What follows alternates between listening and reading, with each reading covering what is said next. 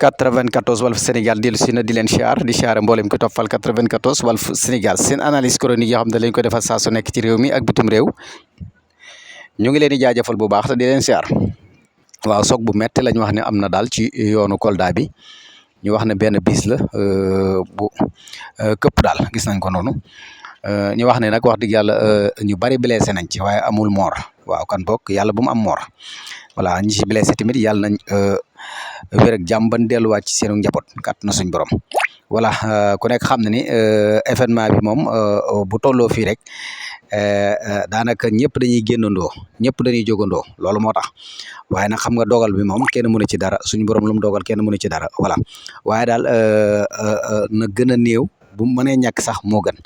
waaye nag lii lu baax la li El Malick Ndiaye def Sénégalais yëpp a ngi koy rafetlu wax dëgg yàlla lii daal yàlla na jëm ci kanam la ñuy wax événement bu ñëw daal nañ ci taxaw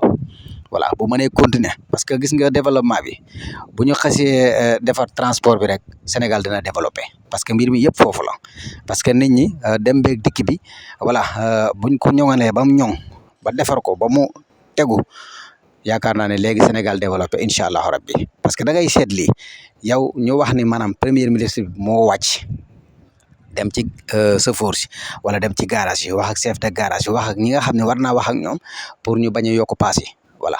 mu mel ni moom du premier ministre wax li muy wax ba pare après ñoom ñu wëlbatikuwaat di yokk paas yi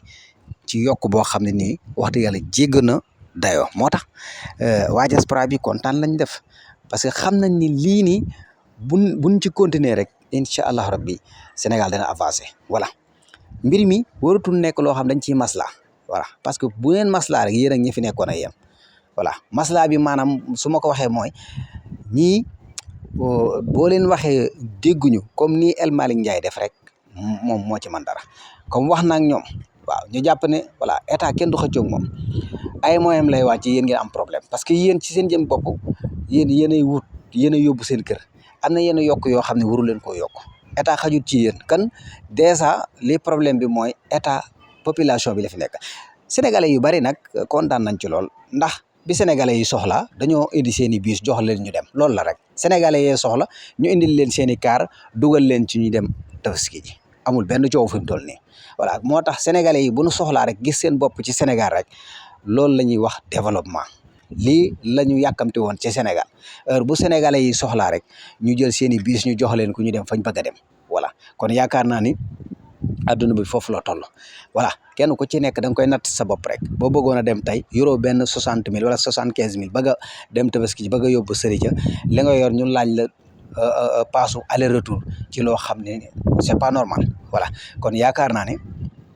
lii El Malick Ndiaye sénégalais yëpp kontaan nañ ci patriotes yi yëpp na continuer na jëm ca kanam am na yeneen i événement ndax xam nga Sénégal moom ngeen baal ma ci kàddu gi événement yi moom yaa ma gën a xam waaye nañ ci gën a taxaw bu baax a baax voilà nañ ci gën a taxaw